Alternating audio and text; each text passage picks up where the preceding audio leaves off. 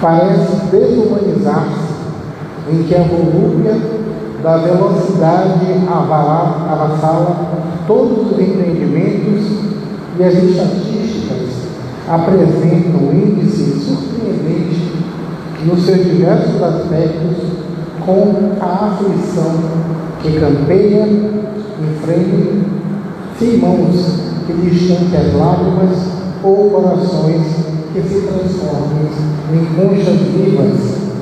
Desejamos respeitosamente testemunhar reconhecimento e afeição às células espíritas cristãs, que se espalham fraternalmente, abrindo suas portas à dor e ao desespero, oferecendo repouso e esperança a todos sob a égide excelsa do Consolador. Essa mensagem está na introdução do livro Primícias do Reino, bem no início do livro, e onde o Divaldo, através das orientações do Espírito Abel Rodrigues, nos traz diversas mensagens. E nós chegamos a essa parte para falar que, mesmo diante desse momento, onde nós não vivemos guerra, temos confusões, temos todas as funções, saibam que nós temos várias células cristãs, que são as casas espíritas abertas em busca de ofertar conforto.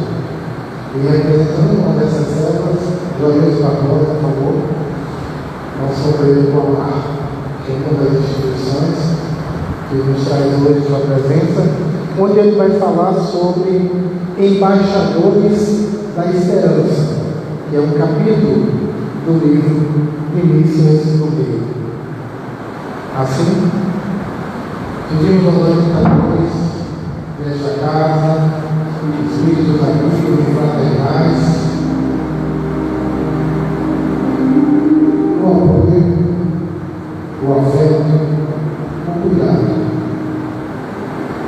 Aqui nos encontramos a amado amigo e mestre Jesus, os seus companheiros, em busca de prosseguir essa jornada que passa profundamente pelo conhecimento, pelo autoconhecimento, pelo perdão, pelo auto-perdão, pelo amor, pelo auto-amor, que possamos nos amar, nos perdoar, para que possamos continuar nossa caminhada. Porque nessa noite, espíritos amigos, as suas energias e vibrações estejam aqui conosco, propiciando um ambiente de fraterno encontro, um ambiente de elevada sintonia, que possamos assim favorecer os pensamentos e palavras do nosso amigo Joilson, para que também, como nós, seja esse caminhante da seara do Cristo. Que assim seja.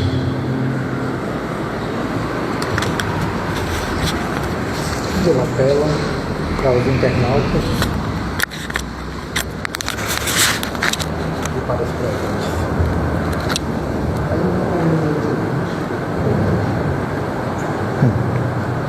Meus irmãos, minhas irmãs, que o Mestre Jesus nos conceda uma boa noite, e uma boa noite a todos e a todas presentes, e que essa espiritualidade amiga desta casa possa nos inspirar e nos proporcionar recursos valiosos para que a gente consiga traduzir em estímulos, incentivos, os ensinamentos do Evangelho. A gente parabeniza o Cetrasque pela escolha de uma obra tão valiosa, Primícias do Reino. Eu sei que eu acompanho também aqui, eu já vi que Altair já falou, eu vi numa palestra sobre o termo primícias, que é o que vem primeiro, né?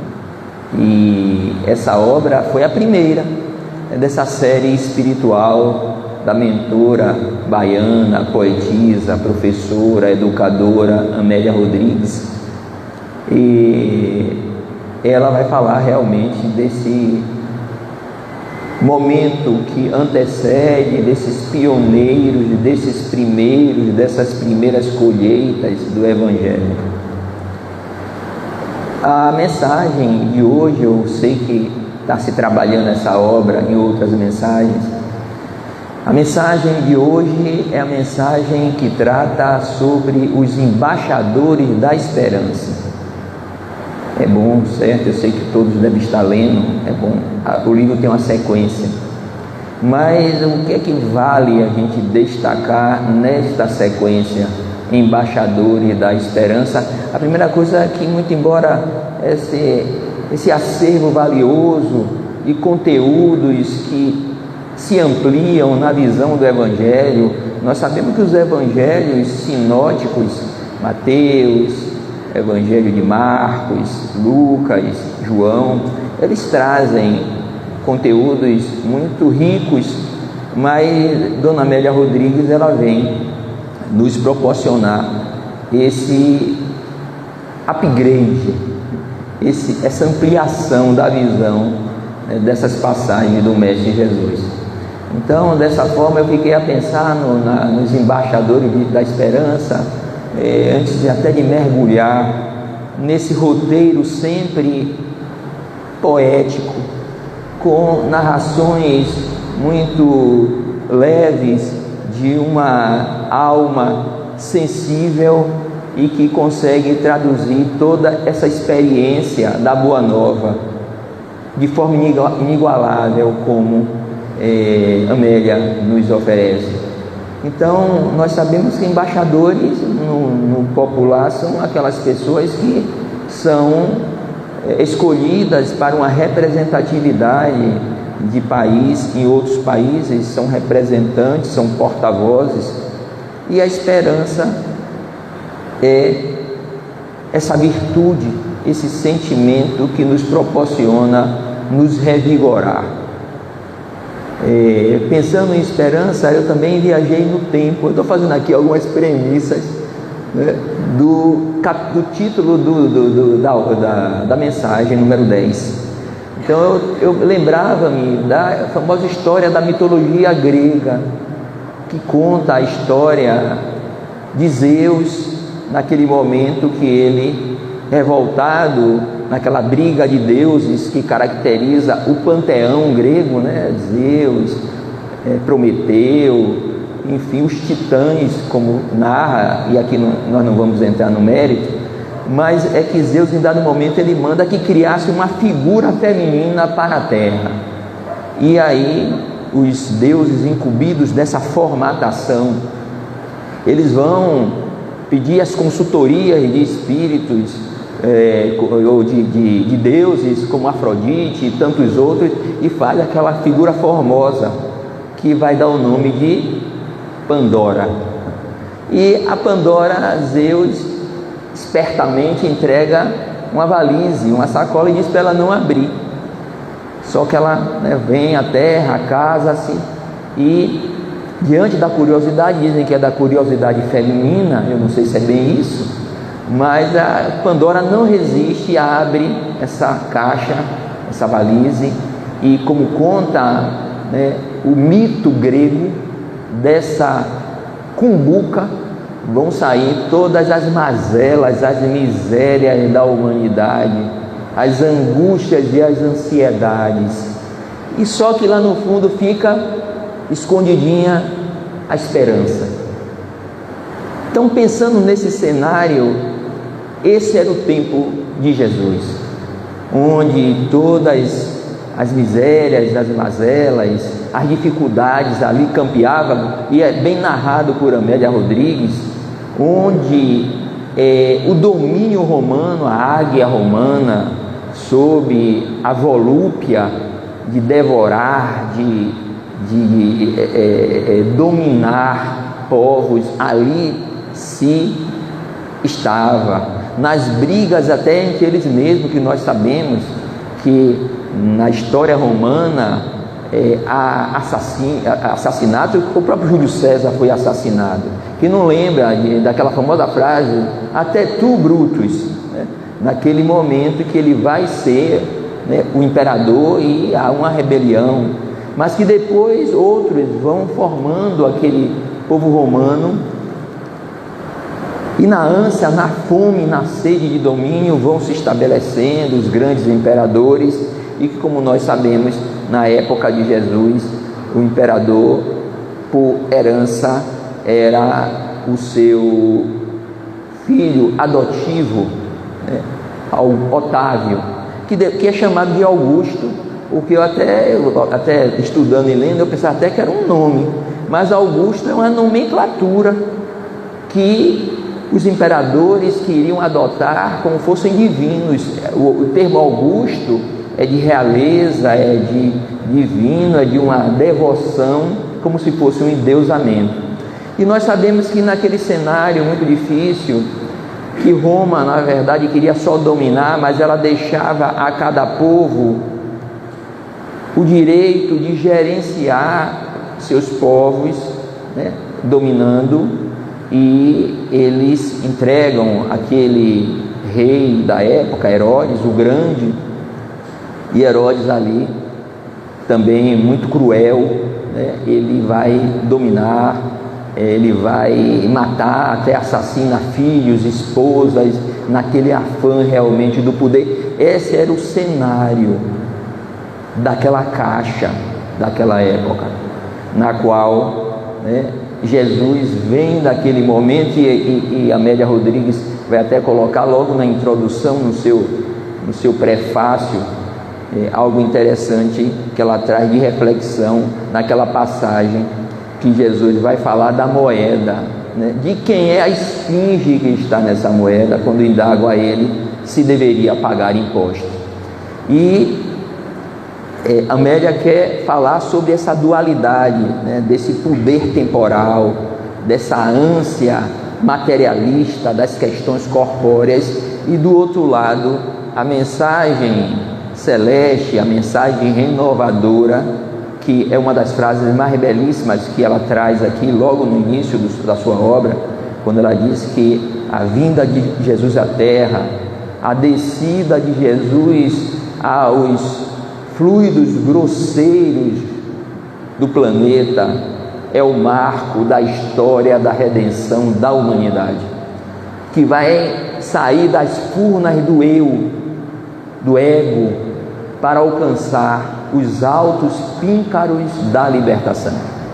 Então é esse o cenário que Jesus vem para modificar, atenuar naquele momento. E nesse instante, obviamente, como nós sabemos, ele vai precisar dos embaixadores.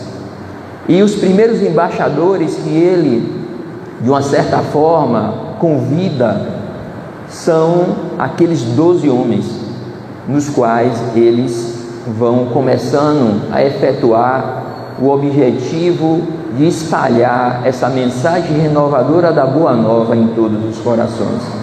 E nessa mensagem número 10, vai citar especificamente de um movimento que acontecia numa localidade chamada de Betabara. Betabara era uma outra Betânia. Nos escritos, o próprio João vai falar da lenda de Betânia, que existia Betânia, que ficava mais próxima da Galileia. Betânia é a cidade onde morava quem? Sei que vocês sabem. Lázaro, em Betânia. Lázaro, Marta e Maria, aquela família que Jesus amava muito. Então, mas tinha outra Betânia, que era uma Betânia que vinha mais para o sul, porque a Galileia, quando a gente olha o mapa da Palestina, ela fica mais para o norte, né? E Betânia, Betabara, fica mais para o sul, né? Próximo ali da Judéia, a região da Judéia, e todas essas regiões elas são banhadas pelo rio Jordão.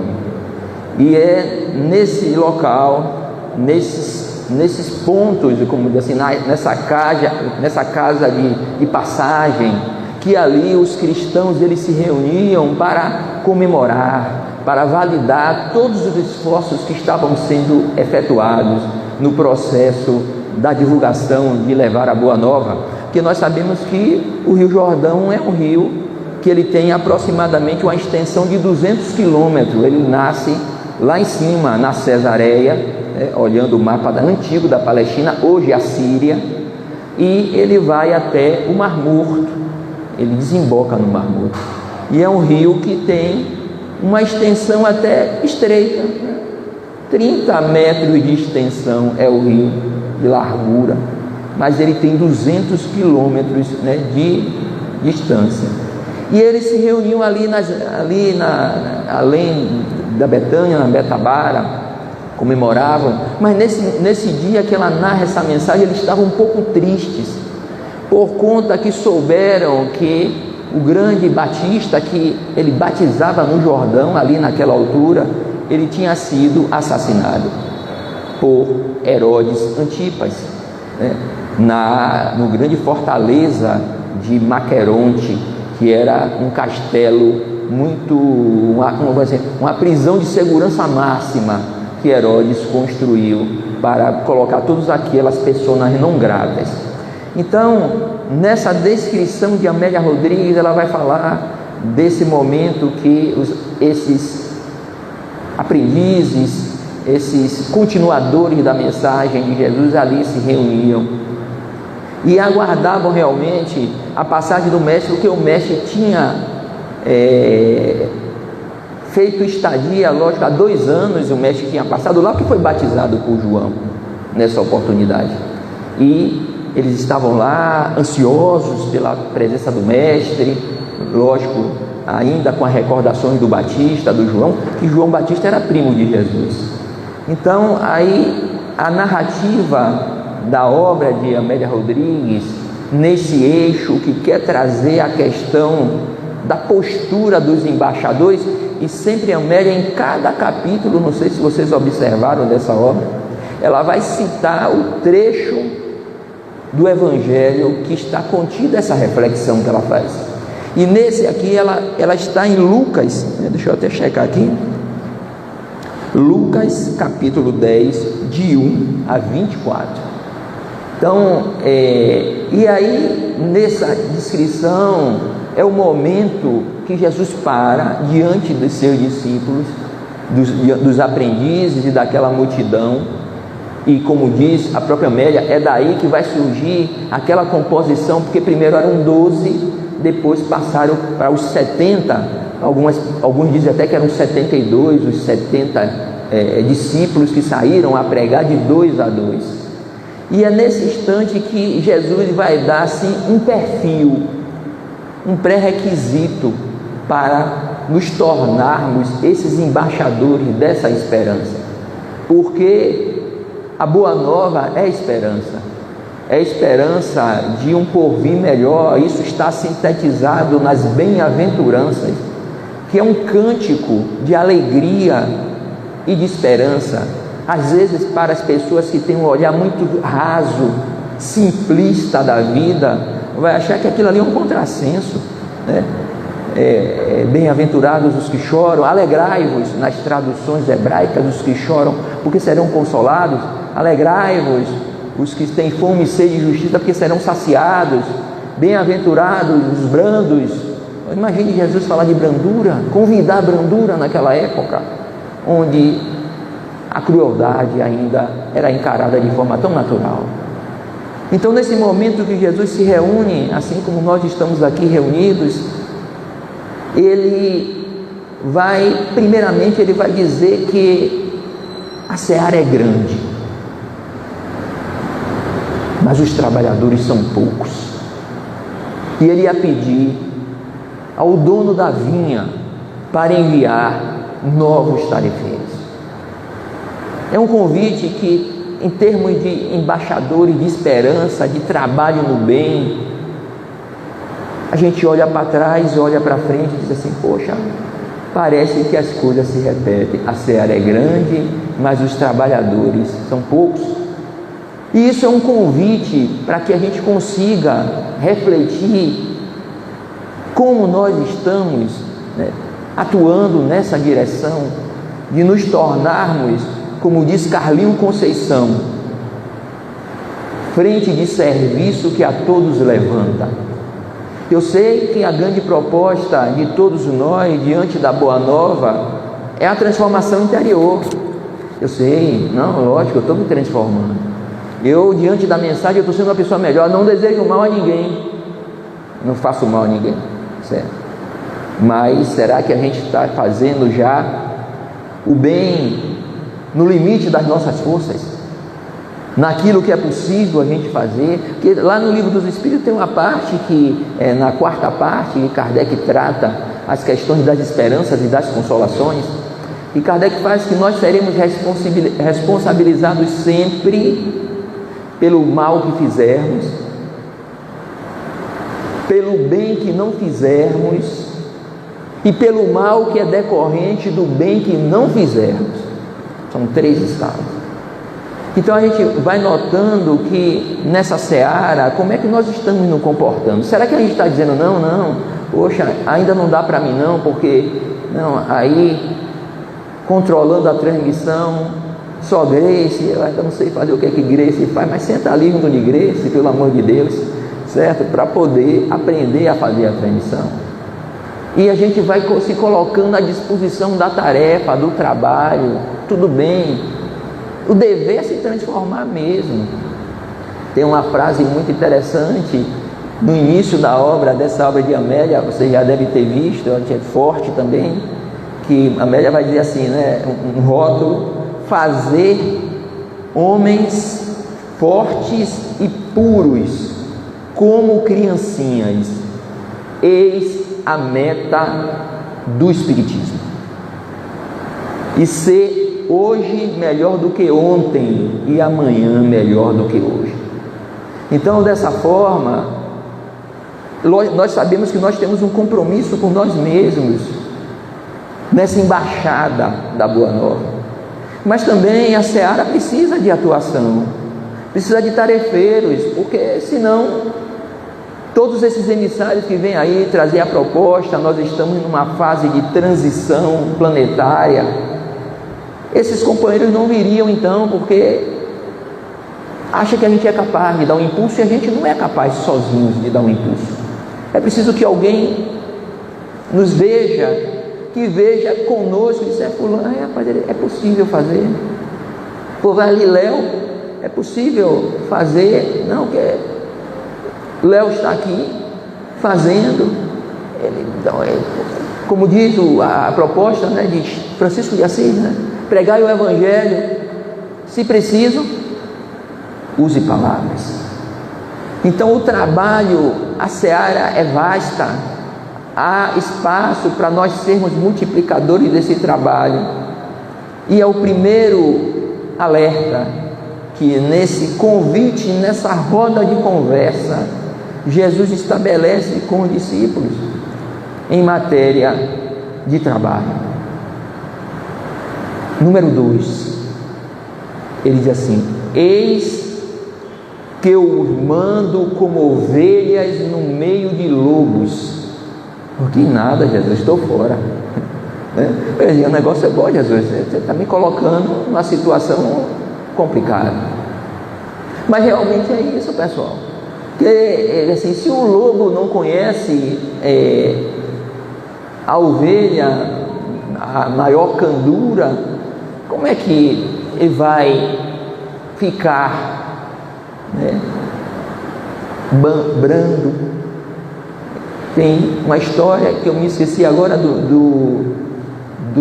um grego que é convidado para falar de educação. Eu não sei se vocês conhecem essa história, esqueci quem é agora a figura grega, um filósofo, e conta que ele pede 1 ano para se preparar para falar sobre educação. E aí, passado 1 ano, ele chega no dia da sua palestra com 2 gaiolas, né? 2 animais ferozes, não sei se eram cães ou é um animal mesmo selvagem, e 2 animais dóceis. Então ele primeiramente ele solta uma lebre, alguma coisa assim, e solta um dos animais selvagens. E aquele animal, diante daquela plateia que estava assistindo tudo, estraçalha aquela lebre. Em seguida, ele solta a outra lebre e o outro animal selvagem. E o animal sai e os dois começam a brincar. Aí ele diz assim: isso é educação. Então, se o animal selvagem, se nós ainda nas experiências do nosso atavismo, por isso que nós nos comportamos na feição de lobos, nós somos lobos, né? Isso, né? No cotidiano, por conta dos atavismos, das experiências evolutivas que vão sendo encobertas paulatinamente, o que nós sabemos é que o princípio inteligente ou espírito com E minúsculo dorme no mineral, sonha no vegetal, movimenta-se no animal e desperta no hominal. E nessa experiência evolutiva dos nossos tempos mais primevos, mais primitivos, nós temos as nossas experiências instintivas e que nos fazem comportar na feição de lobos, intempestivos, violentos. Na época de Jesus, 400 anos depois, nós vamos conhecer todo o processo que culminou, né, na queda do Império Romano. O Império era poderoso. Quem estuda história vai conhecer esse trecho, as invasões bárbaras. E tem até uma figura muito interessante dos bárbaros, né, chamado Alarico o Grande. Alarico, mais ou menos no século V, Roma já estava se esfacelando, e ele com, né, sua tropa, ele vai dar uma ordem para que Roma entregue todo o dinheiro, o ouro para ele. Ele disse: se não entregar, eu vou lá matar todo mundo. E nessa narrativa, nessa história de Alarico o Grande, conta-se até que tem uma figura protagonista que vai pedir clemência a ele. Quem é? Santo Agostinho. Vai lá no local onde eles estavam, chega lá, porque todo mundo tinha medo de enfrentar Alarico, e ele vai, né? E pede clemência em nome de Deus. Aí Alarico diz: eu não conheço o seu Deus, eu conheço Alarico, ele é o Deus. E é realmente uma história fascinante desse encontro de Alarico e Santo Agostinho. Pede clemência, disse: por favor, não mate as mulheres, as crianças. Mas o governo romano não entrega o que ele quer. Ele invade e mata muita gente. Poupa os que estão nas igrejas, como diz a história. Então, esse instinto, voltando um pouco à fita, até porque vocês querem saber quem foi Alarico, né? Alarico vem, ele vai depois reencarnando na história de Alarico. Ele reencarna na Idade Média como o cardeal Richelieu na França, e no século XX ele reencarna já um pouco menos lobo, como Jesus Gonçalves, né? O grande apóstolo de São Paulo, que se converte ao Espiritismo, que teve lepra, e que nós vamos ver em muitas narrativas, principalmente nesse livro No Rumo do Mundo da Regeneração, que a equipe que vai atuar no mundo espiritual, Jesus Gonçalves, já está presente. Alarico o Lobo, Jesus Gonçalves, porque o nome dele era Jesus. Quando ele se converte, ele disse: eu não tenho condições de ser chamado de Jesus, eu quero que me chamem de Jesus. Por isso que o nome dele é Jesus Gonçalves. Então, nessa resenha que Jesus vai convidando a nossa visão de embaixadores no encontro com os apóstolos, como eu falei, ele vai dizer, primeiramente, número 1, que a seara é grande, mas os trabalhadores são poucos. Número 2, que Ele nos enviará como cordeiros no meio de lobos, e nós estamos aqui para justamente isso. Dá esse exemplo. Joilson, mas eu não vou querer ficar aqui ninguém me perturbando. Tem um amigo nosso mesmo que ele fala assim: não, as relações elas são complexas, aquela pessoa que não me faz bem, eu quero distância. Tá bom, claro. Já pensou se Jesus pensasse assim, pessoal? Jesus vinha aqui, ele sabendo que ele ia carregar uma cruz, iam pregar ele, ele viria aqui. Não, mas Jesus é Jesus, mas Jesus não é o nosso modelo. Nós não vamos querer imitar Jesus como modelo e guia. Então, nesse momento, como é que tratar as relações cáusticas, azedas?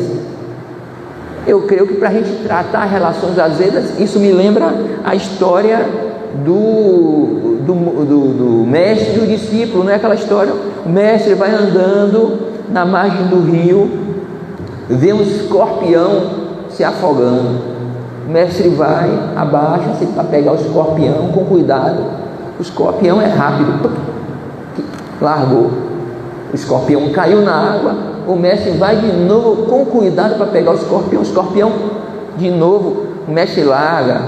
Aí o discípulo diz assim: poxa, mestre, ouviu aí, larga esse bicho aí para morrer. Aí o mestre levanta a cabeça, olha ao redor, vê uma folha, joga o escorpião no mato, porque o escorpião ia morrer afogado. Aí olha para o seu discípulo e diz assim: a natureza dele é de picar, a minha é de salvar. Então nós vamos estar em dado momento no meio de lobos. No entanto, usa folha. Eu vou fazer minha parte. Gelson, mas quando não der, você tem que manter a distância, porque se aparece uma serpente aqui na frente, uma mamba negra da África, eu tenho que dar distância dela, porque é um dos venenos mais fatais do universo das serpentes. A mamba negra, eu tenho que ficar distante. Não posso me aproximar, porque ela só sabe picar. Mas eu não vou ficar com raiva dela, é da natureza dela.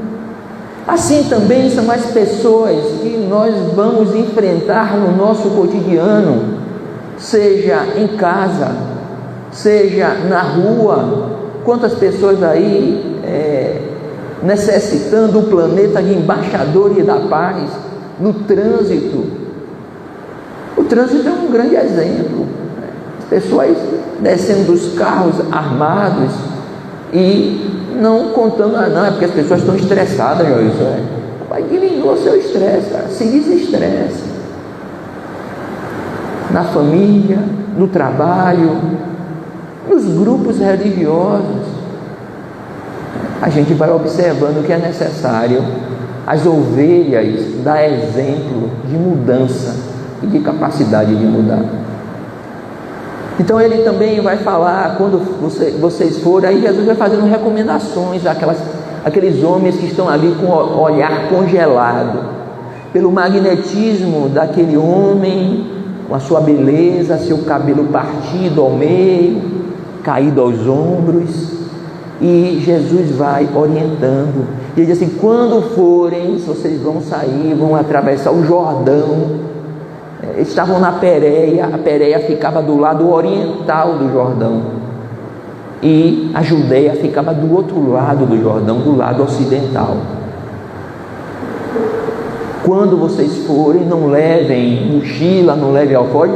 Jesus não estava falando no tempo de hoje não, né? Não leve celular para o centro não, viu? Porque os meninos estão rodando de moto. Não era isso, né?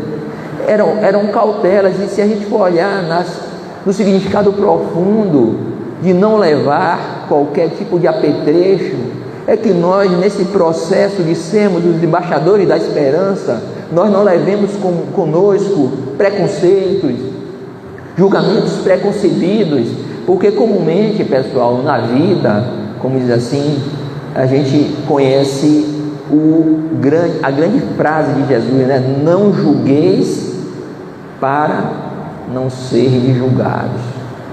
Com a mesma medida que medirdes, serás medidos. Mas assim, a vida, o processo da vida é feito de análise. Eu estou aqui, eu vou dizer assim, não, eu vou descer por aqui. Não, aqui tem cadeira, aqui não tem. Então na vida a gente faz análises. Na vida, nas relações, a gente vai analisar uma situação ou outra. Agora, o grande problema do julgamento é no momento que a gente tem uma atitude negativa, pejorativa, preconceituosa. Mas nós estamos mergulhados na lei de justiça, amor e caridade, não é? Terceira parte do Livro dos Espíritos. Então, aprender a fazer juízo é processo de evolução. Então, não tenho medo de analisar as situações. É porque é preciso analisar a vida. Porque comumente a gente não julga. Geralmente a gente atribui intenções. Não. E quando a gente atribui intenções, a gente geralmente atribui mais intenções. Principalmente quando não há um processo de afinidade entre as pessoas, que é natural. Eu li um desses shorts que chegam, desses cards que chegam, falava assim: Jesus é o exemplo da maior perfeição que pisou a terra. Mas tinha gente que não gostava dele, não. É verdade. Os fariseus ficaram.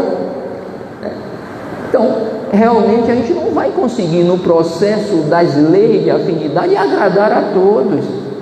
Mas não é por isso que a gente vai se desagradar com o outro. É um esforço, é desafiador, porque o processo das simpatias, das antipatias, elas pulam, né? E às vezes, né, como um cavalo selvagem, nos derrubam e a gente não consegue dominar. Por isso a importância nesse processo do autoconhecimento, né? O autoconhecimento como um meio de nós nos descobrirmos como essência. Porque quando eu me descubro como essência, como dizia sempre o nosso saudoso Peixinho, eu tomo as rédeas da minha existência para alcançar a transcendência. Então, nesse não levar, então a gente vai com o coração tranquilo, desarmado, vá no bem, não importa, mas aquela pessoa está querendo lobos, só cai em armadilhas para lobos. E nós temos que ser, ou tentar fazer o papel dessas ovelhas. E o quarto item, ele fala, é que em toda parte que em toda parte que vós entrareis, dizeis: a paz está nesta casa, porque todo aquele que estiver em sintonia com a paz, ele vai receber essa paz. Porém, aquele que não tem sintonia com a paz, essa paz automaticamente vai voltar para você. Então a gente vê muito importante essa vibração, esse processo de amadurecimento, para que as questões do cotidiano, na nossa condição de candidatos a embaixadores da esperança, que a gente não se perturbe com a perturbação do outro. Não posso me perturbar com a perturbação do outro. A perturbação do outro é do outro, não é minha. Então eu tenho que começar a perceber isso, para que eu também não seja contaminado com o desânimo do outro. Hoje é muito comum nós observarmos, né, um discurso muito triste, temeroso. Muitas vezes, não, porque hoje o negócio não está bom, não, a coisa está pior. Muita gente piorou. O pessoal não piorou, não, pessoal, porque não viveram no tempo de Alarico. Se vivessem lá, lembrassem das recordações de Alarico, não ia dizer que hoje o negócio está pegando. Hoje está melhor, muito melhor. Tem mais pessoas sintonizadas no bem. Então muda a psicosfera mental, na coragem, na vibração. Por isso que Jesus disse: diga assim: a paz esteja nessa casa. até assistindo uma palestra de uma companheira, viu, Altair, que ela é de lá do Deus, Luz e Verdade. Ela foi fazer uma palestra lá no mar. Ela disse que irmã Bernadette, um abraço para a irmã Bernadette, que fez 96 anos, está 96 anos agora na última quarta-feira, semana passada. A irmã que nós sabemos que é a mentora lá daquela instituição que eu considero uma das instituições que é admirável. Eu digo assim, para mim é uma instituição que é modelo para a gente copiar os trabalhos, o afinco, a ênfase, o envolvimento, a determinação do Deus Luz e Verdade nas suas diversas tarefas. Como nós temos o CETRASC também, que é um exemplo, que são companheiros até mais estreitos que a gente conhece, o afinco, o trabalho, a determinação, né, das tarefas, do envolvimento, da solidariedade no movimento com outros companheiros, da disposição à união e à unificação. Então, assistindo a palestra dessa companheira, ela disse que a irmã Bernadette, numa palestra, eu acho que a irmã Bernadette copiou essa frase de Jesus, viu? Ela disse assim: olhem, meus filhos, quando vocês, eu quero ver se alguém faz isso, não precisa falar não, viu? Só pense, viu? Olhem, meus filhos, quando vocês voltarem para sua casa, vocês falem, entrando em casa: minha paz eu entrego a minha casa, minha paz para esta casa. Irmã Bernadette, eu disse: poxa, é mesmo, a gente nem lembra de fazer isso. Voltei para casa: minha paz sobre esta casa, minha paz. Olha como muda. Você fica mais esperto. Poxa, se na chegada tiver uma turbulência, que às vezes tem, né, da relação, você já desejou paz. Eu achei fantástico e estou tentando colocar em prática essa colocação que o Mestre Jesus disse: minha paz eu derramo sobre esta casa. Então é uma dica, certo? Tentar, quem quiser experimentar, que faça. Então é esse convite que Jesus vai fazendo nos embaixadores da esperança, e ele vai seguindo, Jesus vai dando outros conselhos. Esses conselhos estão em Lucas capítulo 10, de 1 a 24, e ele vai ratificando: curai leprosos, libertai dos demônios, né? Mas se chegardes em algum local e não fordes bem recebidos, sacudi a poeira das sandálias e vão embora. Aí disse: poxa, será? E como é que seria isso dos embaixadores da esperança? Será que Jesus, nesse momento, ia dizer: eu não fui bem recebido, tá, vai, eu não quero saber não quer ficar aí, fique doente mesmo? Será que Jesus falou nesse sentido, de sacudir, eu não quero nem ficar com pó desse lugar aqui, não tolero, estou fora? Não, com certeza não. Jesus estava falando para que nós, ao sairmos, não deixássemos muito embora o tratamento inóspito, o tratamento antifraterno, mas que nós não deixássemos nos contaminar com qualquer natureza de mágoa, de ressentimento daquela localidade, daquele encontro, daquele grupo, daquela relação. Então, para sermos embaixadores da esperança, nós temos que ter essa atenção. E aí Jesus, depois que ele dá esse checklist, essa lista, ele diz assim: agora vão e pregai o Evangelho. E passa o tempo e depois eles voltam para dar notícia, e voltam uma felicidade incrível, dizendo que conseguiram, que expulsaram demônios, que os endemoniados se ajoelhavam aos pés dele quando lembravam Jesus e tal. Aí Jesus disse assim: maravilha, mas isso não é tudo. O importante, como embaixadores da esperança, é que os seus nomes estejam escritos no reino dos céus. Aí eu olho para cima, né? Reino dos céus. Onde está a inscrição nesse reino dos céus, como embaixadores da esperança? O reino dos céus, como nós sabemos, é uma construção interior, íntima. Jesus já tinha anunciado: ele não está nem aqui nem acolá. O reino dos céus é uma conquista da nossa transformação moral, como eu falei no início, fazer homens fortes e puros, como as criancinhas. Eis a proposta do Espiritismo. Reconhecerá o verdadeiro espírita pela sua transformação moral e pelos esforços que ele empreende para domar ou dominar as suas más inclinações. É lógico que todos nós aqui no nosso processo evolutivo, nós estamos num estágio. É como diz um irmão meu, assim, cada um está na sua sala de aula. Num colégio é assim. Então nós estamos num patamar de entendimento, nós estamos num patamar de domínio de nós mesmos. Com certeza, meus irmãos, ainda vamos ter atitudes intempestivas, grosseiras, de intemperança, às vezes até sem perceber. Mas no momento que a gente se aproxima da boa nova, do conteúdo que ressignifica a existência trazido pelo saber, pelo conhecimento espírita, nós vamos ficando um pouco mais atentos. Se alguém pretende dirigir um carro, tem que tirar uma carteira de habilitação e ter coragem de sair no trânsito. E para sair no trânsito é preciso ter equilíbrio, autocontrole.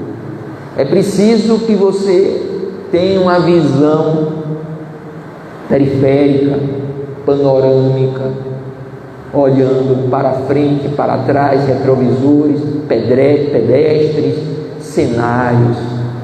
Então, a gente pode dizer que nesse processo de atenção e que o conhecimento espírita nos oferece, nós temos que começar a ficar mais atentos. Tudo bem, velho, foi mal. Ô meu irmão, me desculpe aí, foi mal, tá bom. Mas toda hora foi mal, cara. Está na hora. Não, Joyce, mas é isso mesmo, eu vou aprendendo. Sim, mas tem momentos que eu já tenho em mim conteúdos melhores para poder silenciar uma frase que assim, de eu aprender a me conhecer para onde saber onde está o meu calcanhar de Aquiles, que na verdade todos conhecem. Eu falei muito das mitologias, da história de Aquiles, né, que é um filho, um semideus, que ele só tinha um local que ele era vulnerável, que era no calcanhar, né? Por que isso aí? A gente sabe que a mãe dele mergulha ele para tentar, né? E ele mas segura pelos calcanhares para poder fazer essa dopagem de Deus, que dava essa invulnerabilidade a Aquiles, mas o calcanhar não foi. E aí, na história grega, a flecha de Paris acerta no calcanhar. Mas a gente não tem só calcanhar, né? A gente tem calcanhar, tem joelho, tem pescoço, tem cabeça, tudo de Aquiles, porque ainda nós carecemos, né, desse aprimoramento, desse equilíbrio, dessa paz. Então é nesse convite que Jesus nos traz de outrora, e na obra ele vai dizer que esses espíritos continuaram reencarnando, indo e vindo, submetido aos ambientes cercados de lobos, mas trazendo a mensagem da Boa Nova, até preparar os caminhos para as vozes cantarem novas melodias da imortalidade. Ela está referindo-se na chegada do século XIX do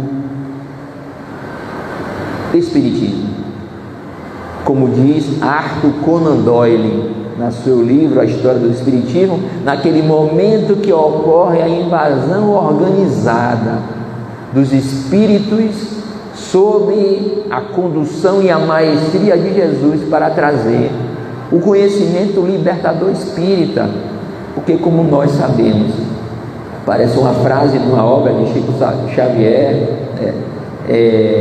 que ele coloca uma mensagem dizendo assim, que é notório é fato, que o conhecimento espírita, que o saber espírita é libertador, vai libertar as consciências das correntes da ignorância e da dureza. Mas só o Evangelho de Jesus é capaz de ensinar o que fazer com essa libertação. Então, nesse momento que nós estamos estudando essa obra valiosa, nesse momento em que nós sentimos os fluidos do Natal, na recordação, como é citada no livro Nosso Lar, quando a veneranda, ela fala que na época do Natal, as claridades potencializam pela recordação do nascimento do Cristo. Então, com a chegada dessa energia que bafeja em nossos corações, coragem, pessoal, coragem, para superarmos a mim mesmo, minhas manias, minhas posturas de validade vencida. Está vencido, cara, não dá mais para segurar, não precisa explodir o coração, mas aquela postura está vencida. Então, nesse momento que essas energias nos estimulam para nós tornarmos os verdadeiros embaixadores da esperança, da paz, da alegria, da gratidão, que nós aproveitemos, pessoal, essa oportunidade em nós mesmos. Não esperemos do outro, o outro tem que fazer a parte dele, mas que o outro, na sua postura ainda de consciência adormecida, de consciência do sono sem sonhos, que ele tenha a oportunidade dele em si mesmo de despertar, mas que nós sigamos sem fadiga nem cansaço, com esse bom ânimo, com essa boa vontade, no rumo da nossa própria evolução. Que o Mestre Jesus nos ampare, nos ilumine e nos proteja hoje e sempre. E já desejo de antemão um Feliz Natal aqui para a família Cetrasque, um ano novo repleto de muitos fluidos revigorantes, muito trabalho na área do bem, e juntos vamos continuar nesse esforço ininterrupto desse Consolador, né? Lógico, nesse vínculo com a Boa Nova, mas o Consolador que traz novas luzes e libertação em nossas vidas. Muita paz.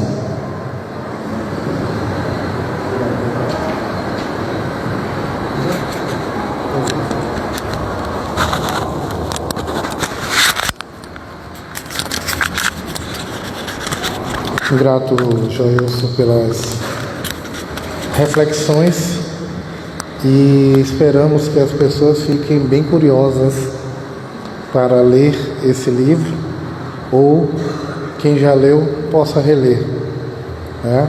Primícia dos Reinos, ela acaba nos provocando a refletir principalmente sobre aquela época, mas trazemos questões agora aqui a refletir. Fazendo um pequeno exercício aqui entre nós, que nós possamos, claro, na posição de vocês, estamos olhando para frente, mas eu queria fazer um exercício para vocês olharem para o lado, de um lado para o outro. Olhem para trás. Esse exercício é para que vocês possam olhar à sua direita, à sua esquerda, atrás de você, embaixadores da esperança. Porque nós muitas vezes esperamos embaixadores. Nós somos. A cada um aqui nessa sala tem sim uma possibilidade de que nós possamos confiar no outro, naquele outro que está do nosso lado, com essa possibilidade de ser esse embaixador, essa embaixatriz da esperança. Porque se o mundo nos traz aparentemente uma situação de violência, nós podemos dar tranquilidade. Nós temos em nós essa possibilidade. Então, que nós saímos daqui com essa mensagem que o Joilson nos trouxe, mas refletindo sobre isso. Não esperemos embaixadores nem embaixatrizes. Sejamos. É um exercício, um grande exercício. Possível? Sempre foi. Sempre foi. É só olharmos toda essa caminhada que nós vamos ver as dificuldades, as lutas que se tiveram. Vamos para o segundo momento, então, pedir às médiuns passistas. Aqui é bom que a gente fala no feminino, as médiuns passistas. Né? O passe vai ser coletivo, tá bem?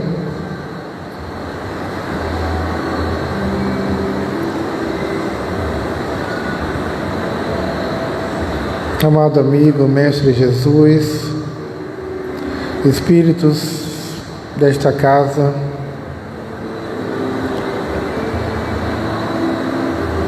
que possamos sentir a presença, o cuidado, a sintonia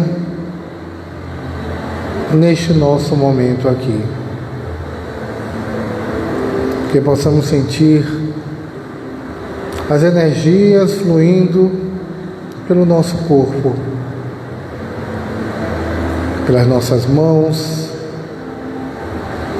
peito, cabeça, que possamos nos sentir amparados neste momento.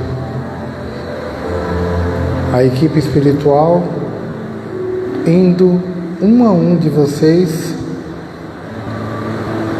ofertando o amor,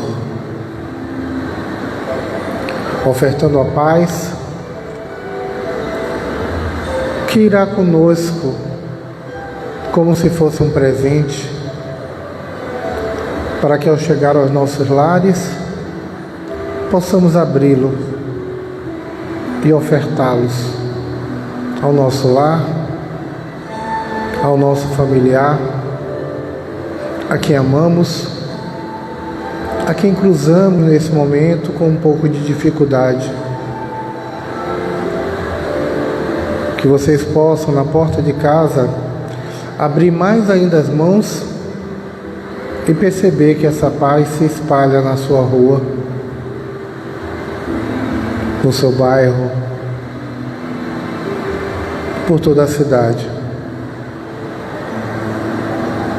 Conectados com esta energia, nos sintamos nessa família maravilhosa que é a família do Cristo. Alguns ainda não sabem disso, mas saberão. Mas o trataremos sempre como irmãos e irmãs. Que vocês possam retornar aos lares de vocês em paz, com muito amor, muita luz. Deus abençoe a cada uma e cada um, tá bom? Fiquem em paz.